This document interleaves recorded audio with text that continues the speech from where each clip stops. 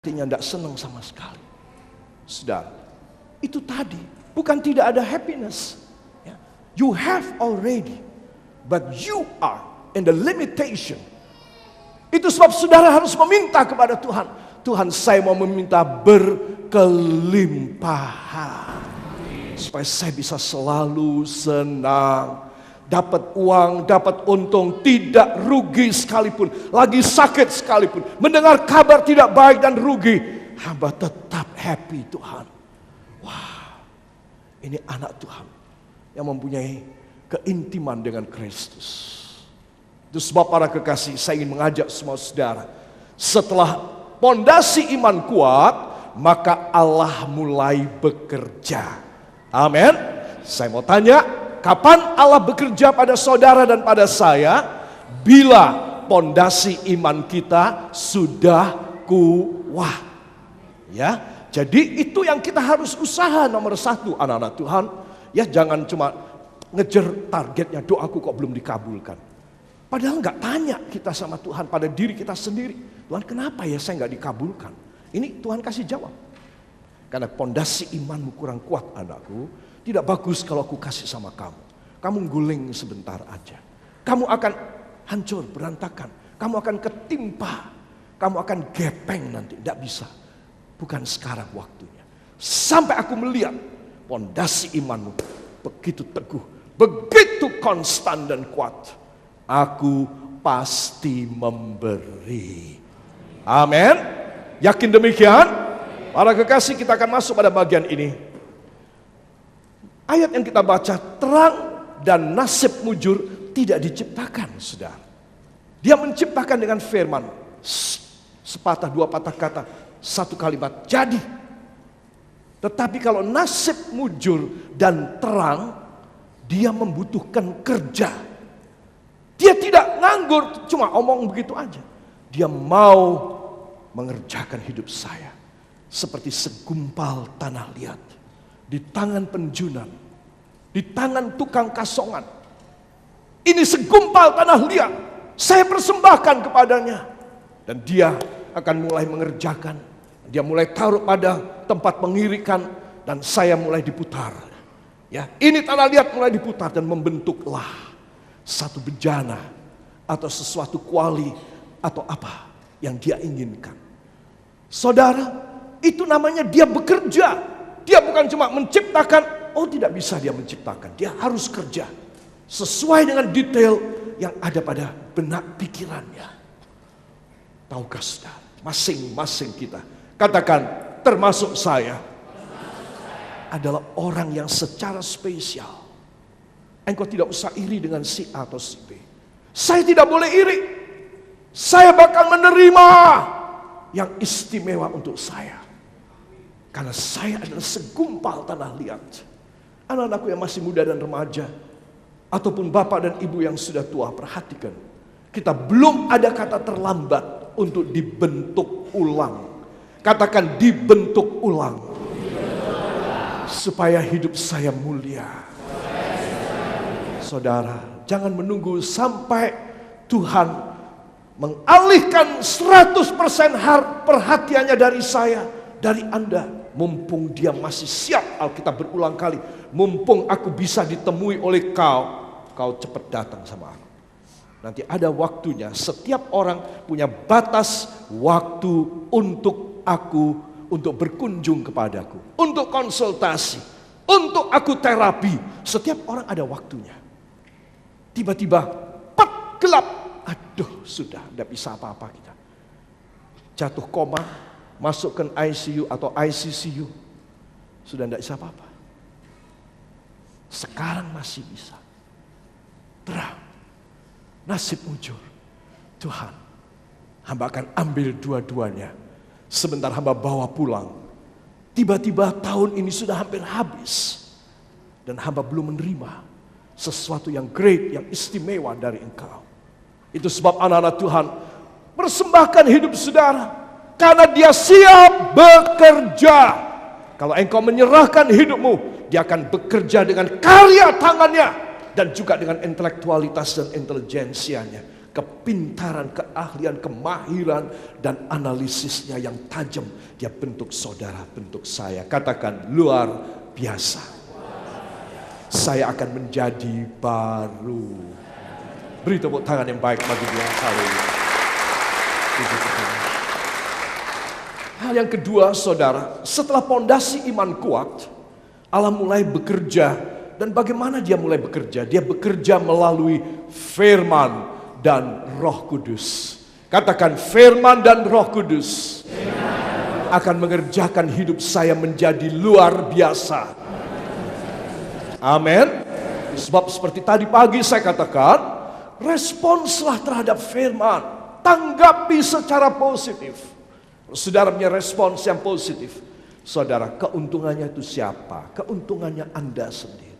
Saya ini cuma suara, saya ini cuma hamba, diperintah. Kadang-kadang saya sudah siapkan satu naskah khotbah, tiba-tiba Tuhan bilang, ganti anakku. Aku punya rencana yang lain, yang lebih indah. Saya ganti. Sudah jam 6 pagi, saya masuk office saya kembali untuk saya membuat satu perenungan terakhir sebelum saya keluar jam 6:30 dari office saya. Saudara, Tuhan berkata, ganti. Ya udah, dalam tempo setengah jam, saya harus ganti. Saudara, saya harus berubah. Walaupun mungkin temanya masih tetap, tapi isinya sudah lain. Mungkin saudara pikir, Tuhan kok berubah-ubah? Oh, Tuhan maha sempurna. Kemarin memang dia menaruh pada hambanya pikiran tentang firman jenis A, B, C. Tapi kemudian dia mempunyai maksud, aku akan mendatangkan X, Y, Z. 3 orang yang istimewa, aneh, sulit dijamah hatinya. Saya yang hambanya yang menyampaikan firman, saya sudah siap dirombak hanya demi 3 orang yang istimewa di mata Allah. Supaya dia bisa mengerti firman. Supaya 3 orang ini bisa datang dan percaya kepada Tuhan. Maka saya harus rela. Ini firman disampaikan kepada saudara. Saudara tinggal menerima. Saudara, kalau engkau tidak punya respons, itu engkau rugi. Semua katakan, saya harus merespons secara positif dari firman yang saya dengar, supaya nasib saya muncul, jalan saya terang, hari demi hari semakin terang, sampai pada rembang petang dari Allah, saya tetap terang benderang. Amin. Saya yakinkan saudara, itu yang Tuhan ingin. Rembang petang dalam Alkitab katakan, kamu akan terang sampai rembang petang. Artinya sampai kamu masuk dalam kubur, kamu itu selalu terang. Kamu itu selalu mempunyai terang kemuliaan aku dalam hidupmu. Saudara, saya percaya Anda dan saya sangat mengharapkannya. Amin. Para kekasih, mari kita akan melanjutkan pada itu sebab ya, jelaslah soal nasib manusia. 1, Tuhan Allah telah berjuang agar manusia bernasib baik. Amin. Jadi kalau sampai seseorang dia dalam hati atau dia bicara kepada orang tua atau kepada teman-temannya, nasibku jelek, dia mesti keliru. Karena dia tidak mengerti firman. Dia harus merubah. Tidak, aku punya nasib baik. Malam ini apalagi aku datang sowan kepada Bapa. Aku akan pulang malam ini. Nasibku mujur. Anak-anak Tuhan, jelaslah soal nasib manusia. Kedua, bila karena in case pada sesuatu saat saya atau Anda ini gegabah dan sembarangan, kita tiba-tiba itu berani sama Tuhan, kita tiba-tiba itu kurang ajar sama Tuhan. Sudah, bila mana in case, lalu Tuhan mengatakan, baik, aku itu memberikan terang sedikit demi sedikit kepadamu. Kamu bilang aku jahat, kamu berani sama aku, pet, mati, gelap. Jangan kira kalau Tuhan menggelapkan dari terang yang saya punya semula, tiba-tiba menjadi gelap, Dari nasib mujur semula, tiba-tiba nasib saya malang. Jangan kira Tuhan membuang saya, tidak. Katakan tidak. Tuhan tidak akan membuang saya. Dalam nama Yesus. Amin. Saudara harus tahu kalau tiba-tiba terangkum, pet, karena aku berbuat dosa. Karena aku berani kepadanya. Tuhan, hamba mau datang lagi. Hamba mau reset 000 lagi. Hamba mau kembali mengulangi kembali. Banyak orang merasa kalau aku boleh mengulangi nasibku, kalau aku boleh mengulangi waktu hidupku, aku akan mengulanginya. Dan aku tidak akan melakukan kesalahan lagi. Tidak bisa. Tetapi kalau Anda percaya kepada firman, Tuhan yang bekerja menjadikan nasib mujurmu, dan engkau pasti mujur. Amin. Beri kemuliaan yang baik bagi Dia. Haleluya. Pada satu saat ketika saudara berani kepadanya, tiba-tiba nggak tahu kemasukan setan barangkali. Lalu orang berani kepada Tuhan. Tiba-tiba nasibnya malang. Gelap. Gelap. Saudara. Maka masih ada kesempatan buat orang ini. Semua katakan, masih tetap ada kesempatan. Bagi siapapun. Termasuk saya. Untuk menerima terangnya kembali. Untuk dibikin mujur kembali. Dalam nama Yesus. Saya mantap. Amin. Saudara, engkau harus cepat kembali. Pada proforma yang Tuhan inginkan. Pada satu standar yang Tuhan inginkan.